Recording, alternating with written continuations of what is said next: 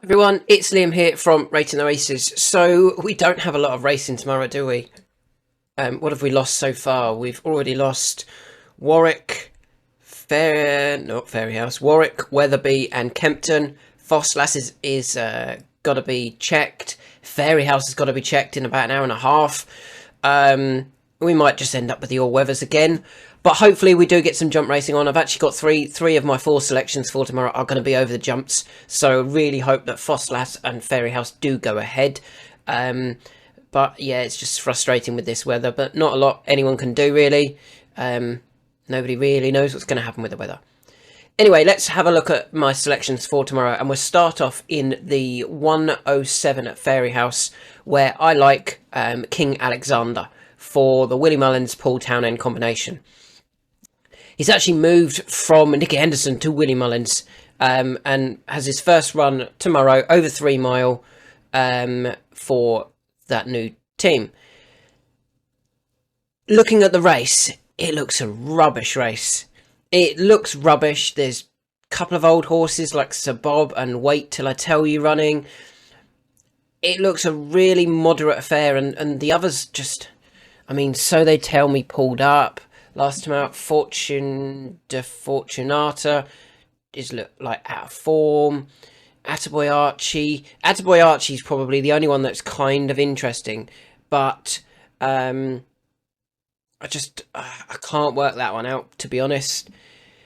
Yeah, I just think this is a really, really moderate race, and Willie Mullins, with a new horse in his yard, rated 126, he's not going to be messing about with it. He's not going to be wanting to get it well handicapped or anything like that. He doesn't want those types of horses in his yard. He wants horses that can go and win for him at the Dublin Racing Festival in the big handicaps. And I think this one will be here to try and win this, go up a few pounds, get in a race at the Dublin Racing Festival and try and win that again. To be fair to King Alexander, some of his form wasn't too bad last season or 2023-2024 for Nicky Henderson, including winning a handicap of 121 at Exeter, beat Astronomic View that day, and beat the horse comfortably. Now, that was off 121, and I'm sure they then thought, off a £10 higher mark, they would go reasonably well in the Lanzarote Hurdle at Kempton. He didn't run amazing. He finished 7th, quite well beaten. Still beat a few others, including Langadan. Obviously, there was probably excuses for that one at the time.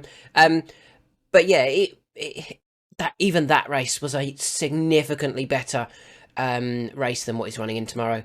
If he gets beat tomorrow, I'd be concerned with what they're going to do with him. I mean, unless he then goes and wins on his second run, they would be the only 2 occasions I'd be really looking at this horse. They're not going to be trying to get him handicapped or anything like that. He's 13-8 favourite, but he should be favourite.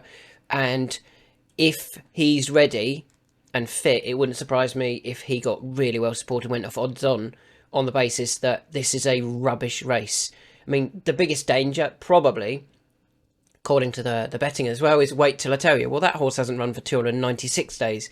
King Alexander hasn't run for 239. So it kind of demonstrates how poor this race is, that those that are fit, So They Tell Me, again, hasn't run for 164 days. The front 3 in the market haven't run for 200 plus, 200 plus, 150 plus.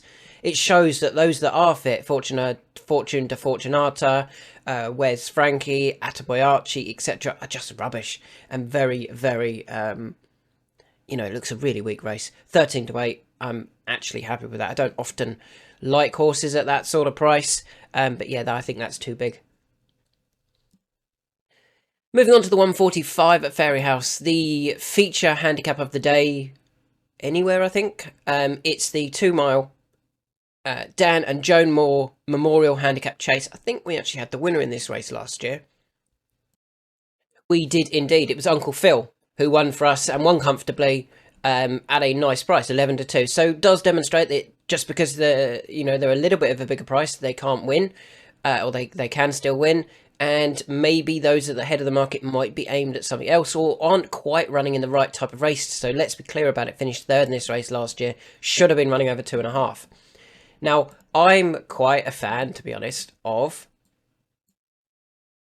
Ffos Las, who you can currently get at 10s at Coral and at Bet365.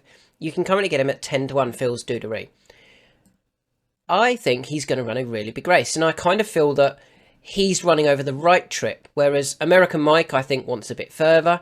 Hunter's Yarn could just be too high in the handicap, and the other handicappers are just handicappers alongside Ffos Las, and I don't see a lot between them. Now, the last time Ffos Las actually ran over fences, just double checking this, hurdles. Last time out, it finished 4th of 6 in the Neville's Hotel hurdle behind Brighter Days Ahead, Winter Fog and State Man. That probably wouldn't be that far off winning this. There's a chase there. 11-2 for a grade 3 chase. Handicap hurdle. I'm just going back through the horse's form. Cork was a hurdle. Leopardstown was a hurdle. There we go, a handicap chase. Last time it ran in a handicap chase was at Leopardstown back in February 2023. In a grade B handicap chase, feature handicap, it went off 3-1 favourite off a mark of 137. And vet said gelding was seen to have blood at both nostrils post-race, and jockey said the gelding made mistakes. So there was reasons why the horse got beat that day. He disappointed, but he went off the 3-1 favourite. He's actually running off a pound lower mark now because of his hurdles form, and he's just been running in races that have been far too classy for him. He did win at Tipperary in a grade 3 hurdle in October 2023, then went to the Morgiana hurdle, the Matheson hurdle, grade 1, and then the Neville's Hotel hurdle, grade 1. So his last 3 runs since winning a grade 3 hurdle have been grade 1s. He's expected to get outclassed. That is not a poor a reflection of his ability. Coming back to chasing, he's significantly lower in the handicap. And yeah, I think his chase form is not too bad. Okay, he fell last time out. He ran over fences. When still going okay in a grade 3. When he was sent off 11-2 for a grade 3. This is not as quality. This hasn't got as much depth in it as at all for me. This isn't as good a race. And as I said, the last time he ran in a handicap at Leopardstown over fences, he went off the 3-1 favourite off a pound higher mark. Could be one that's really comfortably, really nicely handicapped, just needs things to go right, and might get that now he's had that fitness run just 13 days ago when that clearly wasn't, he wasn't there to win that race, was he? He was sent off a massive, what was he, 200-1 or something ridiculous? 200-1 for that grade 1. He actually beat King of Kingsfield and Mystical Power. If either of those two were running in this race, I'd probably think they would be shorter than Ffos Las. So yeah, I like Ffos Las here at 10-1 for the handicap chase over 2 mile. Moving on to the 151 at Ffos Las, another race that we're hoping all these first 3 do go ahead. They're both going to be inspected. And I think I might have spotted one here in Dangerous Touch, who could well be really well supported tomorrow and end up being a bit of a landing a bit of a touch for connections. So let's just have a look at the current price. 151. He's been opened at 9-2 and 4-1. Now, he's clearly been aimed at a handicap. After winning finishing second in a point-to-point over 3 mile, he then went to bumpers at Wetherby and Perth. Now, he went off favourite for both of those. Despite being beaten 12 lengths in a Wetherby bumper, he still went off the 3-1 favourite in a Perth bumper. Didn't win either of those. They then stepped him up slightly in trip to 2 mile, 2.5 furlongs over hurdles. Sent off 7-2, clearly expecting more from him that day. Jockey said he was never travelling, mistake 3 out, in rear throughout. He was never travelling, and I kind of feel from then they went, right, let's get him handicapped. They dropped him back to 2 mile, bearing in mind he'd finished second in a 3 mile point-to-point.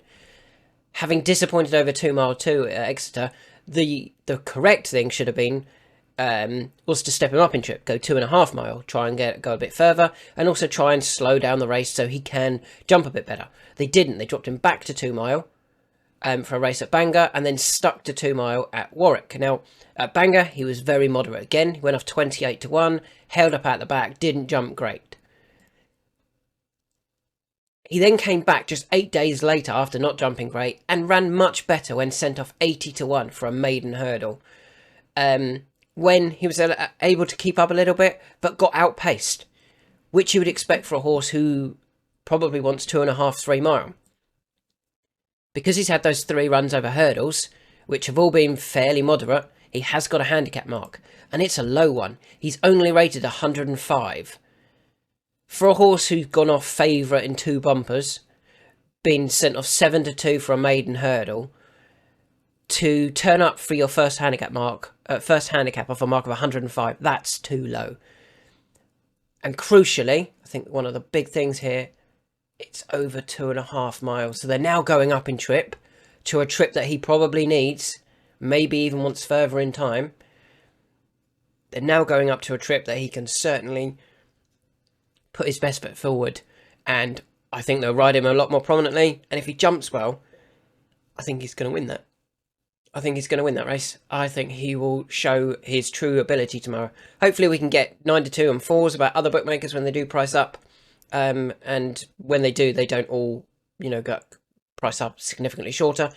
And those that do have Paddy Power and Betfair accounts don't back this horse too much that when all the others follow suit, it's already down to 3s and 5 to 2. I think he'll go off a lot shorter than 9 to 2. I think he might even go off favourite tomorrow. And finally, the last horse that's caught my eye. This will all be about the price. No prices currently, but the one that really should take all of the beating tomorrow is Dash Gordon for the new connections. So he has moved from Alex French to Michael Appleby, and the horse watchers have got hold of him. That was after winning a race at Newcastle over 5 furlongs. So this exactly the same course and distance.